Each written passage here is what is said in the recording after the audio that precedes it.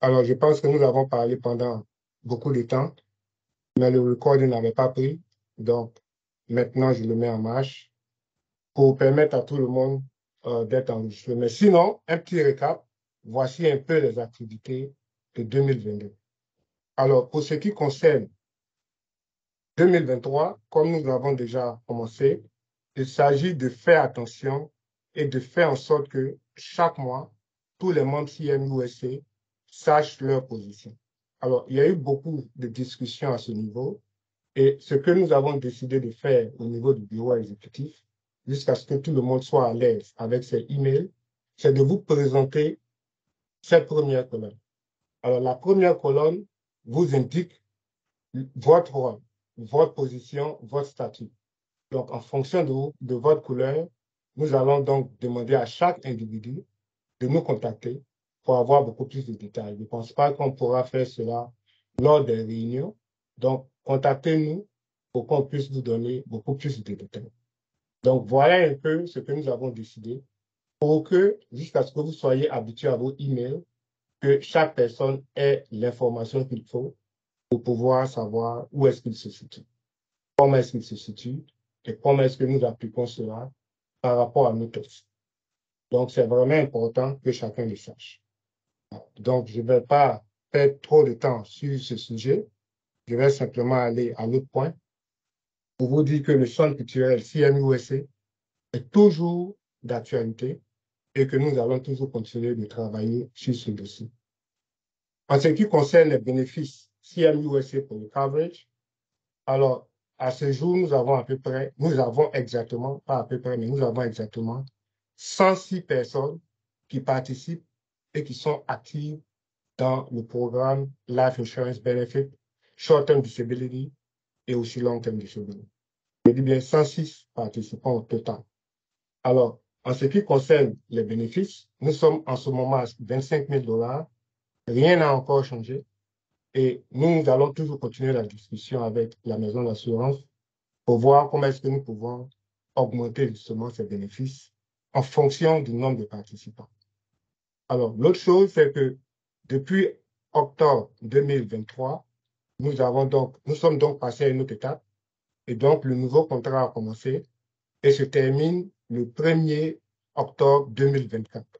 Donc, pour tous ceux qui sont encore intéressés et qui veulent participer à ce programme, n'hésitez pas à nous contacter, n'hésitez pas à passer l'information auprès de tous ceux que vous connaissez. En ce qui concerne les impacts, nous avons une famille jusque-là depuis 2019 que l'assurance est en place qui a reçu le bénéfice de Life Insurance. En ce qui concerne le Short-Term Disability, il y a 5 familles jusque-là qui ont reçu le Short-Term Disability et le Long-Term Disability pour le moment, aucune famille n'a encore bénéficié. Donc, voici le point au total que nous avons.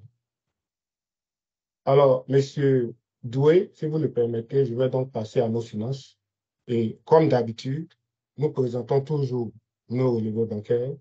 Donc, au 10 décembre, à la dernière réunion, donc, voilà un peu comment se comportaient nos comptes. À ce jour, donc depuis le 6 janvier, voilà un peu comment est-ce que CIM termine ses comptes. Donc, encore une fois, il y a beaucoup de facteurs qui ont contribué à cela. Et donc, vous pouvez poser des questions si vous en avez. Mais sinon, nous sommes vraiment très contents de l'évolution des choses par rapport à comment est-ce que nos membres réagissent, comment est-ce que chaque personne se positionne aujourd'hui à CMUSA pour pouvoir faire avancer les choses. Alors, quand on vous parle, par exemple, du programme de centre culturel, je pense que pour certains, il y a un peu de pessimisme. Pour nous autres, nous savons exactement où nous allons pour pouvoir obtenir ce centre culturel parce que nous avons eu les informations qu'il faut. Alors, pour cela, nous présentons toujours, encore une fois, le budget de chaque année. Donc, l'année dernière, c'est pour ceux qui ont bien regardé, le budget était autour de 620 $. Pour ceux qui étaient sous le programme qu'on appelle la totale, c'est-à-dire ceux qui ont les short-term disability, long-term disability, monthly, et puis le reste. Pour cette année, quand vous regardez pour ceux qui ont la totale, nous sommes à 820 $. Alors, les raisons sont simples. Pour chaque catégorie, pour celui qui participe à tous ces événements, voici un peu ce que chaque personne dépense par an. Et donc, pour 2023, pour celui qui n'a pas, par exemple, le short-term disability ou bien le long-term disability, il sera donc sur le regular schedule.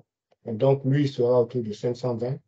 Et pour celui qui veut seulement participer au gala, il va se retrouver avec la participation du gala et de l'indépendance. Et pour nos frères qui sont out of state, qui n'ont pas toujours la possibilité de venir au gala, c'est toujours 130 $ pour la première année et donc 80 $ pour les années qui suivent, à moins qu'il y ait un changement.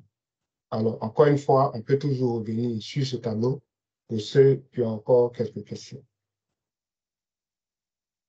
Alors, 2023, qu'est-ce que nous voulons faire? D'abord, il faut rappeler les événements qui sont déjà connus, les événements que vous devez mettre sur votre calendrier, qui sont déjà des acquis pour nous. Donc, il faut simplement continuer ces activités. L'année dernière, la fête de l'indépendance est devenue une activité culturelle et nous sommes vraiment très heureux de cela. Et ce n'est pas seulement la fête de l'indépendance, mais c'est aussi incorporer la culture ivoirienne dans ce que nous faisons. Alors donc, marquez votre calendrier le 5 août 2023, ça sera donc la fête de l'indépendance. Alors, je dis cela pour que chacun s'apprête financièrement, pour que chacun s'apprête pour pouvoir apporter un grain de sel à l'événement. En ce qui concerne le gala CMUSA 2023, nous avons aussi la date. C'est le 16 décembre 2023. Et comme j'ai l'habitude de le rappeler, la maison avec qui nous travaillons a déjà réservé la salle pour nous. Et donc, nous allons continuer de travailler avec eux pour savoir si, effectivement, nous pouvons toujours garder cette salle ou bien alors, si vous décidez autrement, nous allons donc prendre les mesures qu'il faut. Mais sinon, le 16 décembre 2023, c'est la date du prochain gala et le lieu est déjà pris. Alors, avec cela, le budget aussi est déjà plus ou moins en place. Nous allons donc travailler là-dessus pour que chaque personne soit informée. Alors, en 2023, nous allons aussi continuer la sensibilisation. Je l'ai dit tout à l'heure, nous sommes en train de tendre la main à tous ceux qui sont les Ivoiriens, qui sont les Africains, qui veulent avoir nos bénéfices, à participer à notre programme. C'est bénéfique pour eux, c'est aussi bénéfique pour nous, parce que si nous voulons atteindre nos objectifs, il faut penser un peu plus grand, et donc c'est ce que nous faisons. Alors, si vous avez d'autres idées, n'hésitez pas, mais nous voulons quand même continuer ce programme qui est une raison qui fait que nous continuons ce que nous faisons. Alors, à ce jour, nous avons pratiquement 9 États qui sont représentés. Ça veut dire quoi? Ça veut dire qu'il y a des participants qui sont répartis dans 9 États ici aux États-Unis, en plus du Minnesota. Alors, il y a Arizona, Georgia, Maryland, Michigan, Minnesota, bien sûr, North Dakota, New Jersey, Ohio, Texas. Alors, voyez-vous, je vais faire une petite pause. Sur le call aujourd'hui, nous avons des frères d'autres États. J'ai M. Amangla, par exemple, qui vient de Ohio. Et je pense qu'ils ont aussi un intérêt à travailler avec nous pour que ce programme-là demeure pour nous tous. Donc, c'est pour cela qu'à chaque fois que nous avons l'occasion, nous leur tendons donc la main pour qu'ils participent à nos réunions, pour qu'ils sachent la transparence dans laquelle nous voulons travailler avec tout le monde. Donc, c'est vraiment important que nous les invitions donc sur notre call pour leur donner aussi des updates et pour savoir comment est-ce que les choses avancent. Bien sûr, il y a des informations qui sont assez délicates, confidentielles. Nous ne pouvons pas aller dans trop de détails pour justement garder la confidentialité des informations que nous avons. Lorsque nous avons commencé ce programme en 2019, nous avons commencé à peu près avec 30 personnes. Aujourd'hui, vous voyez que le nombre est en train de s'accroître. En octobre, lorsque nous avons arrêté pour 2022, le contrat de 2022, nous avons terminé avec 105 participants. Alors, voyez bien la différence entre 30 personnes et 105. Malheureusement, à partir du 1er novembre, il y a 5 personnes qui ont perdu leurs bénéfices. Je le dis toujours avec beaucoup d'amertume, mais ce sont des réalités.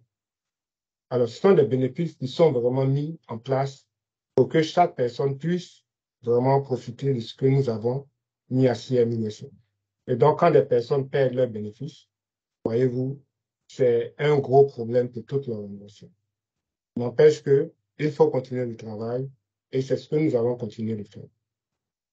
En décembre 2022, et par la grâce du bon Dieu, nous avons eu 6 personnes qui ont décidé de se joindre au groupe. Et donc, petit à petit, nous allons donc continuer à faire grandir ce programme.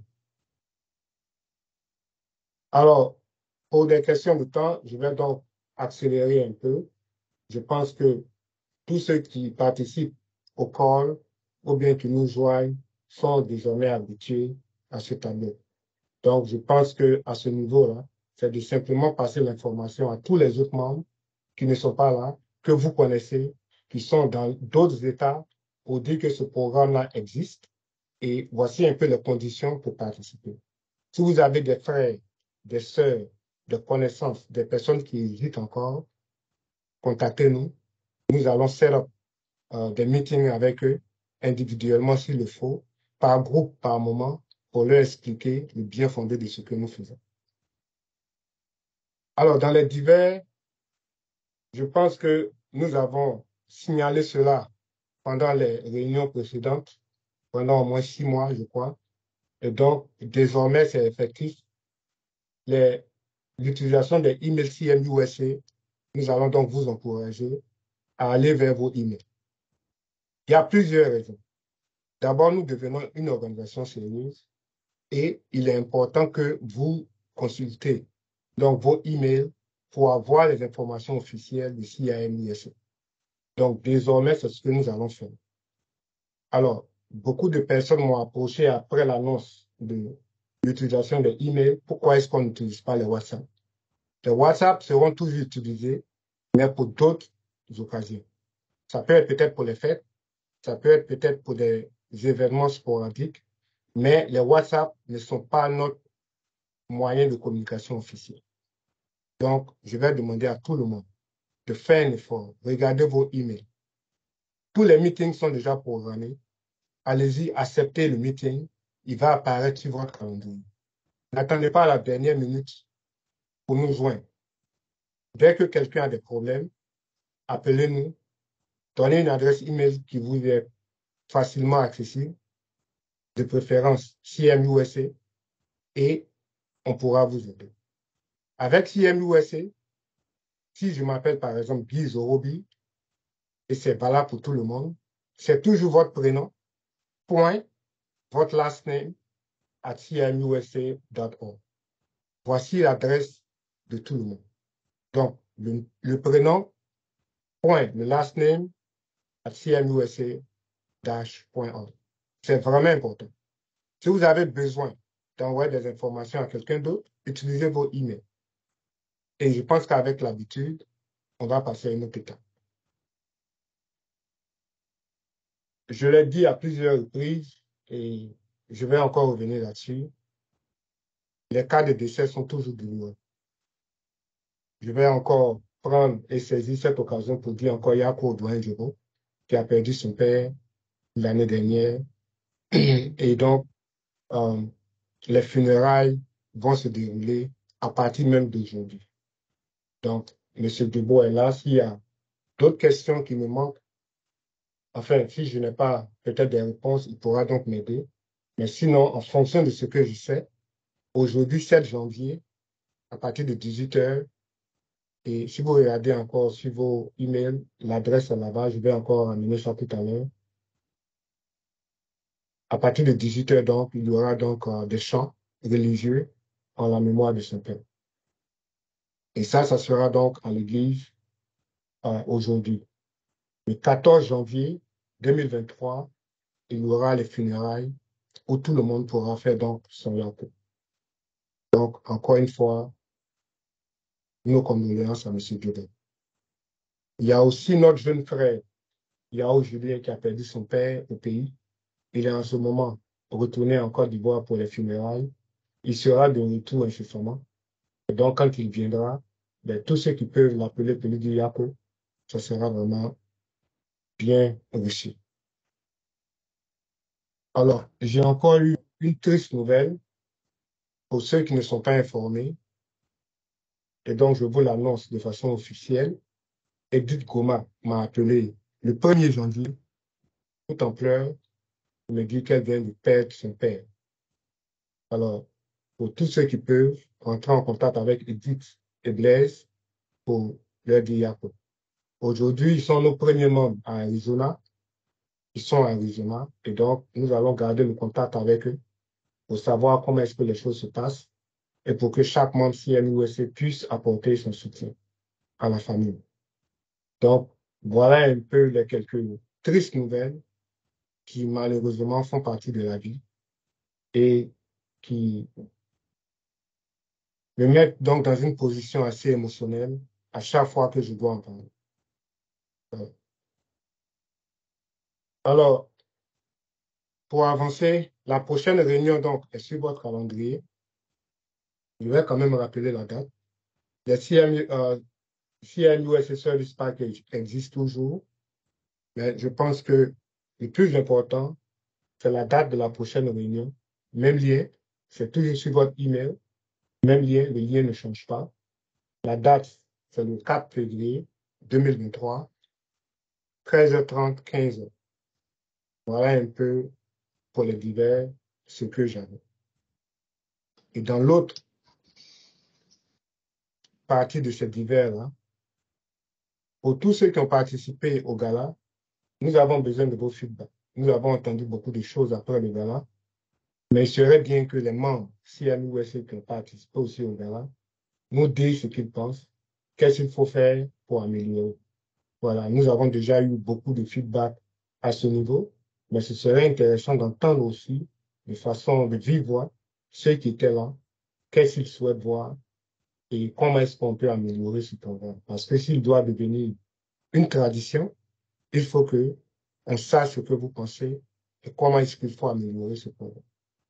Donc, c'est pour cela que nous avons mis cette diapo pour attirer un peu votre attention. Alors, d'entrée, nous avons parlé de QuickBooks. Et QuickBooks nous a permis de comprendre que si nous sommes mieux organisés, on peut commencer à partir de janvier. Voyez-vous, voici par exemple un exemple.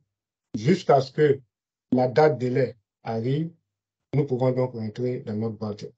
Et donc, nous demandons à tout le monde de faire un effort. Ça peut être 10, 15, 20 dollars. Il ne faut pas attendre à la dernière minute avant de réagir. Le budget, il est déjà connu. Nous allons tout faire pour rester dans ce budget-là au maximum possible. Mais sinon, nous allons toujours vous tenir informés de comment est-ce que les choses avancent. Voilà un peu ce que je voulais partager un peu avec vous aujourd'hui. Et sur ce, je vais vous